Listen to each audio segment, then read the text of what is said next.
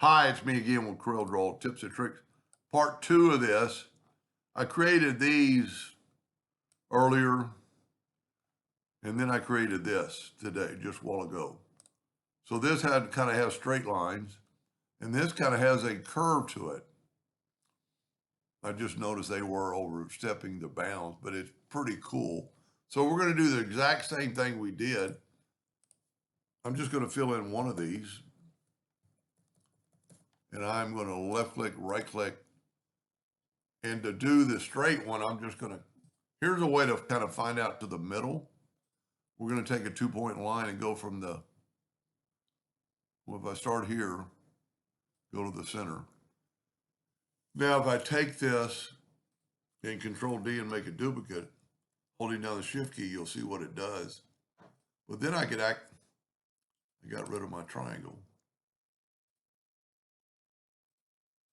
I didn't make a duplicate of it. Control D, holding down the Shift key, bring it in. And this way, if I put an indexing line on that center of the line right there, I'll be able to put this thing right, you don't even have to hold down the control button, just grab that X. It's acting funny because of the fact that there's no center to a triangle, but that's pretty close. Now we'll take the other line away. Now I'm actually gonna make it a little bit smaller. Just kind of visually put it in there. And I'm gonna rotate it 22.5 degrees. Now I'm gonna select both these and go to blend. How did I get replaced? What did I do with my blend docker?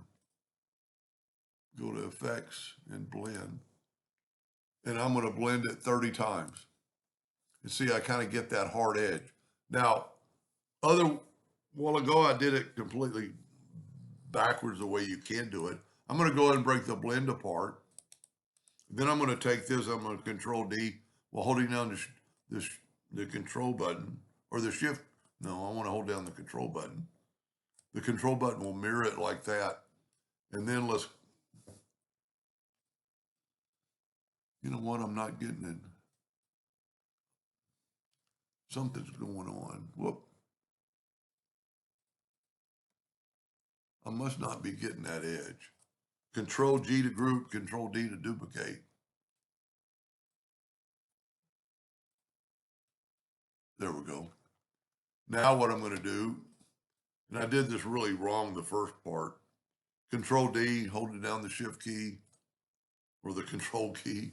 And now we can take this and Control G and we can rotate it 45 degrees.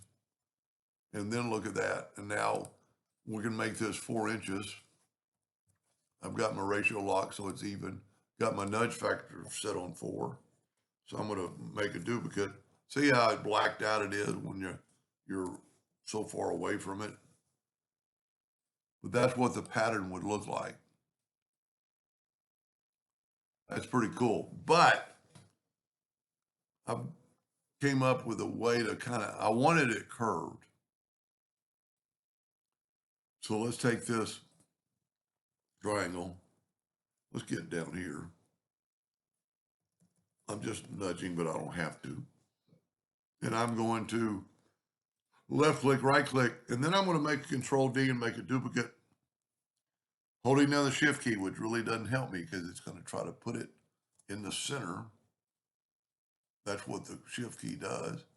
And I'm just going to visually kind of see this. Now I'm going to take my shape tool, select it all, and right click and turn it into a curve. Now I haven't rotated yet, but now I've got it into a curve. I'm actually going to bring them all inwardly from every corner. And you could play around with this to how much you want. Now we're going to rotate it 22.5 degrees. Now we're going to select both these and hit apply. And see, it kind of gave it a turn. Let's go 45 degrees. I think that's going to make it overstep his lines. You know what? Let's do 20. Maybe they won't. We're still going to overstep his line. So let's go back to 30. Big deal if it does. It's just something to look at. But see, now I've got a little bit of a curve to the line. So let's break the blend apart. Let's go ahead and group it, Control G, Control D to duplicate. And let's bring it down this time because it doesn't really matter. Now we're going to Control D and bring it up. See, when you duplicate it, makes it doubly dark because there's two lines. So I still don't have the curve I want. Control G to group it together, and I'm going to rotate it to get it square, 45 degrees. Change it to 4 inches. My nudge factor should still be 4. And this, to me, it kind of looks like a pattern. I'm going to have to back up because I got duplicates.